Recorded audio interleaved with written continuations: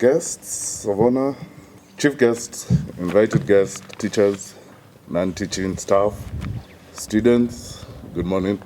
My name is Stephen Karish Ndara.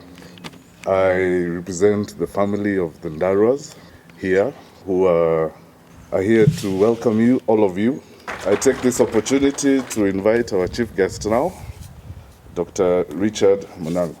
Thank you very much, the representative of the board of directors, the principal of the school, all who have been invited here today, and the amazing students for your wonderful display this afternoon, please, or morning. Give a round of applause to yourself and to the resident priest for your amazing words that were not just touching, but actually culminated in my message today, which is in one word: selflessness.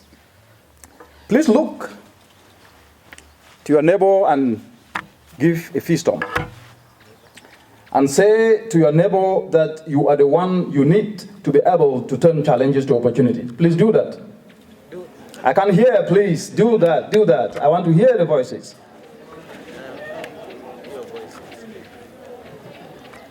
Excellent, clap for yourself. It's in very rare occasion that sometimes when you never really knew what is expected, you get an invitation to discuss a subject that many might think that you know much more about, but only for you to discover that the students know much better than you. What I've seen here today is that all of you know something about the environment. You know that the environment is not just about environment, that the environment is health. You know that the environment is about food security. You know that the environment is about justice. It's about equality. It's about the economy. And it's about security, and the list goes on. But let me just put you in the perspective of understanding what many across the continent are going through today. Just take a moment and imagine the following. Imagine trekking up to 4 kilometers each and every day, each and every morning, barefooted to school. Imagine enduring the silence of ridicule from neighbors for having only 1-ton uniform. Imagine waking up with your stomach aching of hunger and going to school without food. Starting the day at best with cold leftovers of corn taken sometimes only with water, and worst on a hungry stomach. That was my life 25 years ago. As a boarding teenager, I grew up in the northwestern part of Cameroon in a small village called Jinquin. Trekking every morning to school, walking long distances, bearing the brunt of crop failure in my mother's farm. That was my life growing up, and that life was not only for me, it's the life of millions of people right in Kenya and across the entire 54 African countries. And that is not a crime, because we can reverse that. I face all these challenges growing up. Many who see me today might not believe that this is where I came from. These are the challenges that I face. The point I am trying to make is it doesn't matter where you come from. Nothing can stop you from taking action to turn a challenge into an opportunity. And that is why we are here today, to discuss why we must then be able to take actions to turn environmental challenges into opportunity. Across the continent, one thing we must always know that I've come to deliver to you today is one message: that God is no respecter of persons. The Creator gave you and me the same brains and the same ability to be able to see challenges as disguised opportunity. Our moral duty is to live limitless lives with the mentality that we can overcome adversity regardless of the circumstances in which we grow up. We should never complain that we cannot take action because we came from a poor home. Never. If no place like Africa, in no place is the winner mentality that I've just highlighted to you more important than Africa today. And therefore, we must be able to seize opportunity to live a life of purpose, to live a life of selflessness, a life of impactful legacy as we touch the lives of millions. And that is what we must all begin to do, to ask the question, what am I useful for? Because the purpose of life is to be useful. And we cannot be useful only for our own selves. We must be useful to do something that touches the lives of others, regardless of whether they're in our own community, or in our own country, or across the entire continent, or the entire world. That is how we can start to make meaningful impact. As I said, I was not born into opportunity. And one of the first words that I heard, I understood pretty at an earlier age from my mom was the word farming, spoken in my mother tongue. And I recall vividly the despair with which my mother broke the news to us that we will not be able to have food, to be able to eat, to go to school. This meant there were going to be consequences of a hungry stomach, consequences of borrowing from our neighbors, those whose crop has not failed. Then we did not understand the reason why my mother could not be able to harvest the beans, the corn in her farm. And today, we know that it was because of climate change. And that was my watershed moment then, to start to understand what is actually happening, that sometimes there are some years that we will have bumper harvest, and there are some years that we will not have bumper harvest. My curiosity started then, and that was the moment that I call my moment of epiphany, my moment that I found my own purpose to start to find solutions. Even at primary school, at secondary school, at high school, at a university, I never ever lose focus in understanding that I needed to study to understand exactly what was happening in my mother's farm. At that moment, no distance was too far. At that moment, no mountain was too high. At that moment, no subject was so difficult to study. I took everything in stride. Over time, I realized that the challenge that was faced by my mother in her farm in the small little village of Jinquin was a challenge that was faced by the entire country, by the entire continent, and even the world.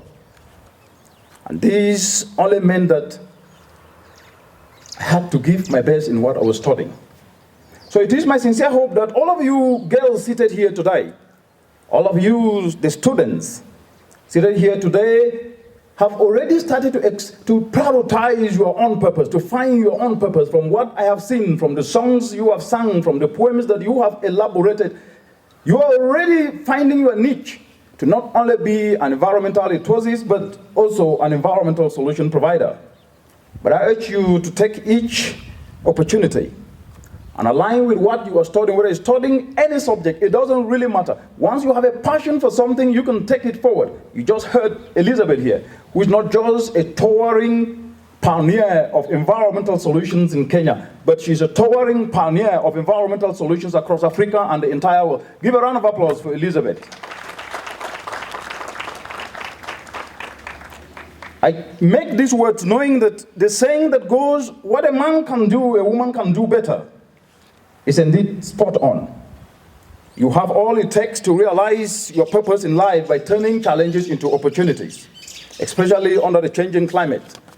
As we are speaking today, the science of the changing climate is established, and there is no gainsaying about that. You heard about the conference that will be happening in just a couple of days from today in Glasgow. But 65 days ago, the science of climate change in what is called the Intergovernmental Panel on Climate Change was released, which showed that we have only 20 years to hit a temperature of 1.5 degrees. But the problem is that this is a global average. The continental average, Africa, is warming faster than the entire world. That it means when a temperature reaches 1.5 degrees, the consequences of drought, as we're speaking today, 2.1 million citizens in Kenya are affected by drought, as we're speaking today. Across the entire continent, we are seeing floods affecting cities. As we're speaking today, we are seeing mothers going to bed with a stomach aching of hunger. And these challenges have been compounded by the COVID pandemic crisis, plunging millions of people into suffering.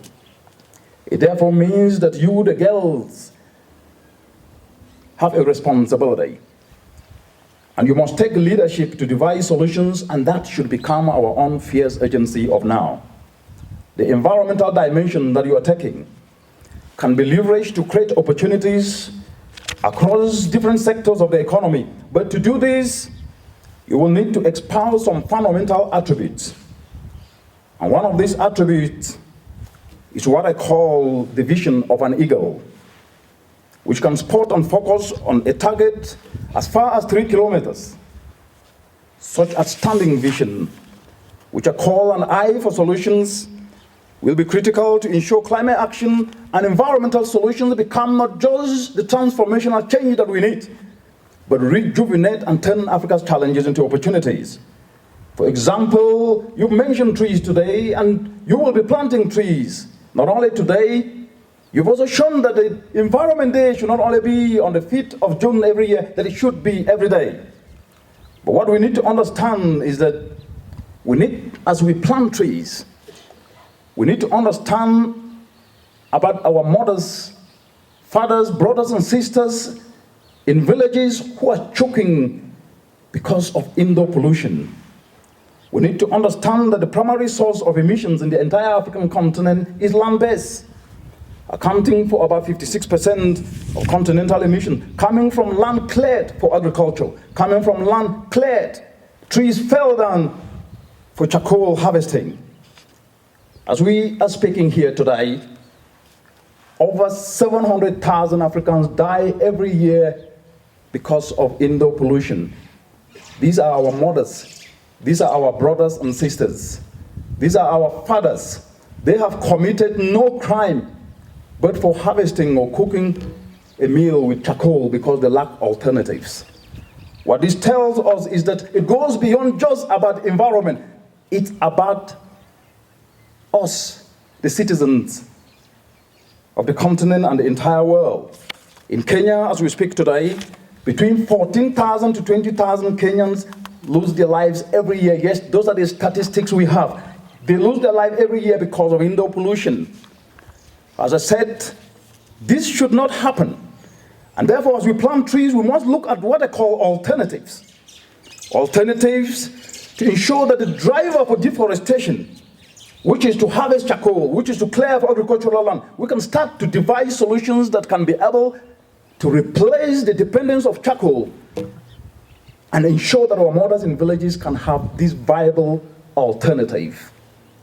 A visionary approach to addressing this problem. As we cut these emissions, we'll be establishing enterprises, turning simple agricultural waste, as you know, not using sophisticated solutions, not using sophisticated technology, can actually result to what we call fuel briquettes. Just simple agricultural waste that is dumped everywhere across the continent and even in the country. Simple domestic fuel briquettes, amongst other non-capital intensive areas, are market opportunities. There are also climate enterprise opportunities for you to graduate and create your own climatepreneurship enterprises. That then means environment as a solution must become our watchword. These simple briquettes that I've mentioned, recovering them by turning agricultural waste, are actually cleaner. They minimize indoor pollution, and they're 20% cheaper than charcoal. And across the entire African continent, the data we have shows that charcoal have a market industry of 20 billion. That means that if you develop an alternative, you'll be tapping into a 20 billion US dollars market that is not tapped into. These are the environmental opportunities. So we talk environment beyond just the challenge, but environment as a business, environment as a socio-economic opportunity. But we must move from talk to action. We've been talking, and talk is good sometimes, but talk with action is even sweeter. These opportunities I've mentioned are for you, the students, are for the youth across the continent, And I've mentioned them to motivate you so that at least in your studies, as you discover your purpose as solution providers, you are leveraging environment to touch life, but you're also leveraging environment that you can create your own enterprises even when you graduate. And as you take these chances, you will be building on legacy of women pioneers whose innovations have shaped the group as we know today. Whether we are talking about the motor vehicle windscreen wiper, to the caller ID, to call waiting functions on our phones that we use today, to home security systems, just to name a few, these are modern tools that were developed by women. What a man can do, a woman can do better. And the saying that when you educate a woman, you educate a nation is true. These are examples, and this is the rich legacy you will follow as you stand up to be counted as what solution providers. And I will leave you with 5 guiding principles that I believe that if you take them, which I have leveraged in my entire career till date, you might not only be making a difference to turn challenges to opportunities, but you'll be inspiring a generation like never before. The first is economic fundamentals are non-negotiable. If you tell a hungry child today that you gave him or her food yesterday, that means nothing to that child at that moment. At that moment, that child is hungry.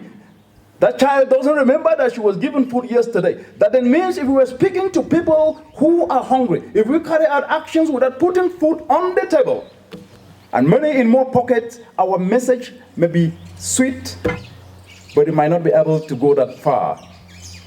It then means the foundation of any lasting solution must be anchored on this word socioeconomics. Socioeconomics, putting food on the table, more money in more pockets.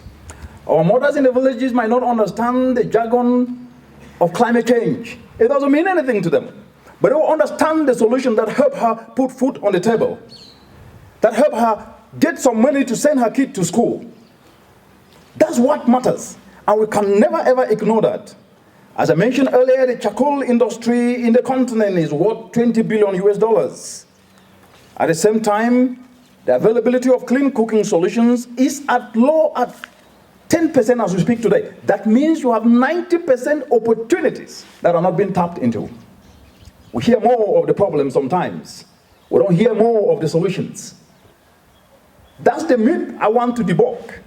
That yes, we must do what we must do, but we should never ever forget to tap into opportunities, because that is what matters. That's what put food on the table and money in more pockets. But this takes a different thinking, what I call skills retooling. Regardless of what you study, keep improving. Regardless of what you study, keep refining. Regardless of what you study, keep adapting your skill and learn to turn challenges to opportunities. And this is summed up in 2 words: innovative volunteerism, which across the continent we're inspiring young people to use their skills and turn those skills into opportunities, to turn their passions into profits, and solve community problems, and prove that environment is a solution to socio-economic challenges. It is not a problem. Yes, there is degradation, but we can devise an alternative. And that takes me to the second point. You must master yourself. One of the essential aspects you must realize is that the most complex and most important person to manage is not him or her, it is you. You must manage yourself. And these are things sometimes that we overlook and underlook. Managing yourself is important because most of the time, you are going to face circumstances that will tend to reinforce negative attributes of self-doubt. That happens a lot of times. You will endure that. And that's just okay. Whether it is from our society or our communities or even our personal families, you will face circumstances that will put you down and make you doubt your abilities sometimes. Yes, that will happen. Be prepared for it. It will. But while doubt will come, what is most important is how you will respond to that doubt when it surfaces. And that takes what I call a resilient mindset. to see challenges as disguised opportunities. Life is not a place of celebration, but a place where we leverage what we have, our skills, our talent, to see challenges as disguised opportunities, and do that with pride. Not complaining and whining, not blaming one another, but leading by example. That takes discipline. It takes a resilient mindset. It takes this resilient mindset because that is what you need to cultivate that ability to turn challenges to opportunity. So regardless of what you go through as you transition to become environmental solution providers, never stop setting your goals. Do not stop making plans. Do not stop working hard. Master yourself and stay focused and avoid distractions. And that takes me to the third point. Never quit. Never ever quit because of failure. If you don't fail, you will never learn. Failure gives what we call experience. Winners are failures who never quit. That we have heard many times, because to win, one must fail forward. But what this does is that we can understand this from the story of one of the most iconic inventors called Thomas Edison.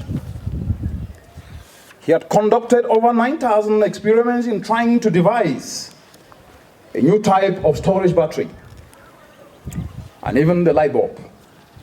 While working in the laboratory, one of his associates expressed sympathy at the tremendous amount of work that Mr. Edison had done over a very long period of time without any positive result.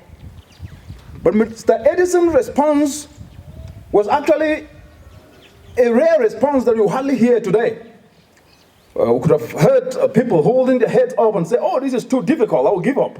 Discouraging messages that will instead drain more energy than inspire one another. But rather, what he said, he gave a different perspective. His perspective was not that he was failing or not that he has failed, but rather that he had gotten results, which were the several thousands of ways that didn't work that gave him experience. And this is a classic sign that when you fail, reroute and take a different pathway, but still to achieve the same result. A pathway of finding solutions, not shortcuts of getting what you have not worked for. A sign that you need to change tactics and approaches, because you will make mistakes. That is guaranteed. I've made many mistakes. Mistakes in devising solutions, sometimes you take them to the field, they don't work, but they give you experience. Mistakes and failures are the beginning of success. You can never become successful without making mistakes. That means that you have not been trying. That is a miracle that has not happened anywhere. And I stand corrected if it has happened somewhere, that somebody just leapfrogged to success. That I don't know yet. So the point I am making here today is that always remember that every downfall is a valuable lesson. Build this type of mindset, and you will overcome any difficulty you come across in your entire life. That takes me to the fourth point, which is the most important point, because there is a currency sometimes that is ignored in the continent, and what we talk about is only money. In your song today, you mentioned a word that was very important. It's not about money or possession. It's about something that is far bigger, and it's in one word called passion. Passion is what I call the new currency of now. Without passion, you throw money and nothing gets done. We are suffering from a passion gap in the continent, but when I see young people like you, I feel excited because I can see it in your faces, that you believe that you can do it, that you have that passion to turn a challenge into an opportunity. Without passion, we might not be able to go far. Passion is what brings transformational change. But we should never forget that it is people who leverage passion to do something above themselves, to become more useful, and that is purpose, but to do it to touch the broader community. That selflessness, that endurance to do something that can touch many others' lives is the reason we live. And that is what we should represent. And that inspiration can inspire others to start to leverage their passion and turn their passion to profit. Just add a little bit of faith to see possibilities in impossibilities, and humility and selflessness to touch many lives beyond ourselves. And that takes me to the last point. Values-based leadership. Can each and every one of you repeat these words? Readers are leaders. Readers are leaders. Leaders are readers. Readers are leaders. Please go. Readers are leaders. Readers are leaders. Leaders are readers. Leaders are leaders. Thank you very much. You cannot become a purposeful solution provider if you have no grasp of the issues. You will need to understand which aspects of the environment are changing. You will need to understand how we can be able to devise solutions and where solutions elsewhere, even out of the continent, have been devised so that you can contextualize them within our communities. If you don't read, you will not know. If you don't read, you will argue from a point of not a stronger position and you will lose. We must read to understand issues. If you read, you can lead. If you don't read, you cannot lead. Did you hear that? Leaders are readers. So you must read very hard and understand all the subjects you are taught, even the ones that may not be your favorite subject. I was very impressed to listen to the poem expressed in French. That was a moving poem. But when we were in school, we used to run away from French classes. But it was a compulsory subject. And so we learned it by force, but it is today that I noticed that French is a very crucial subject, that even though we're running away from the French class, it's becoming meaningful because we work in different countries that have different linguistic barriers when it comes to language. The point I am making is that you do not study a subject just because you love it. You study a subject because you can use it to acquire more knowledge, you can get more knowledge from it, and that is what is important. So you must do that knowing that you are not reading for yourself, but reading to achieve your purpose of creating opportunities for many. And this is values-based leadership, that you can be able to take charge even when nobody is standing behind you. You will face those who will tell you, how can you be doing this without money? You will face those who will tell you, how can you be doing this? Hakuna mpesa, hakuna kazi. How do you do this without having money? Why are you doing it? Government is supposed to do it. It's a Sericalist idea. Let's fold our arms because someone has to do it for us. Those are called naysayers. And these naysayers will ridicule you whether you like it or not. When you wear red, they will complain. When you wear yellow, they will complain. When you wear green, they will complain. They will talk about everything but themselves. That's the real world. I'm talking to you about the real world. I'm not here to fantasize a kind of an illusionary world that doesn't exist yet. I'm telling you what I have seen. And I'm using it to encourage you because that's what you will face. But I want you to develop that resilient mindset that when you face it, it's okay. And you will not be discouraged. They will tell you that nothing can work. But always remember, how many of you here love football? Please put up your hand. Don't be shy. You are solution providers. Anyway, it must not be football. How many of you here love any kind of game, whether it's basketball or it's rugby or anything? Oh, why you guys don't support Arsenal and all those crazy teams? Anyway, I'm kidding. The point is this, on a serious note, what I'm trying to say here, if you take the analogy of the football team, 11 players on one side and 11 on another side, with a full packed stadium of over 60,000 people. When you look at the players playing, they play the ball diligently, with intent to win. Those who make the noise are not the players, they are those in the seated and chanting and calling names and even blaming, and most of them sometimes cannot even kick the ball. But they're the ones who make a lot of noise, they're the ones who will abuse others, but the players keep playing. And at the end of the day, the players are the ones who win the trophy. You must focus and steer off naysayers and focus on studying hard as a stepping stone to becoming a purposeful solution provider, leveraging the environmental dimension, and your success will amaze you. As this African proverb goes, the one who wants to lift a rock must start by lifting stones.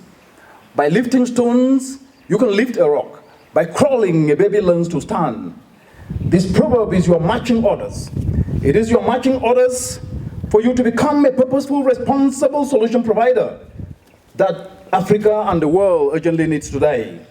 You must start by building on what you are already doing and maximizing the opportunities you have now as students, and apply yourself to perform exceptionally well in all the subjects that you study.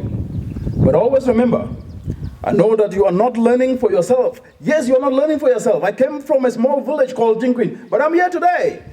And I'm providing solutions not to myself or to my family. I'm offering solutions to the world. I'm working for an institution. We are working for the world. You can be working for the world. Elizabeth just spoke here today. She is just an individual, but doing what you can do in her capacity. You will do the same thing, but you need to know that you can do it. Thank you.